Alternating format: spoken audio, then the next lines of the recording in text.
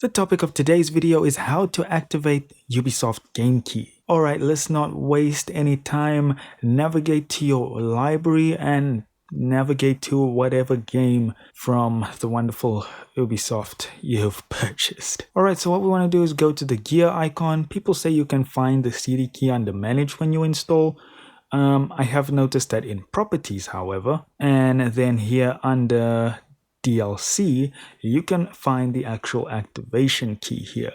Make sure it's ticked on. It usually is by default, but things happen, I guess. So just make sure that's ticked on.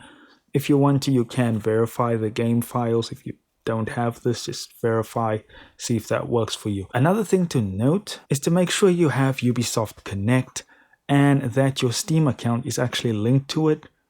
So we'll just click on our profile here, we'll go to settings, and then we'll go other, and make sure that here is your Steam account. If it's not there, you can just go to account management, sign in, and scroll all the way down till you see Steam over here. And where mine says unlink, yours will say link, and you can link Ubisoft Connect to Steam. And that's it, guys. Thank you so much for watching. Do consider liking and subscribing, and I'll see you in the next video.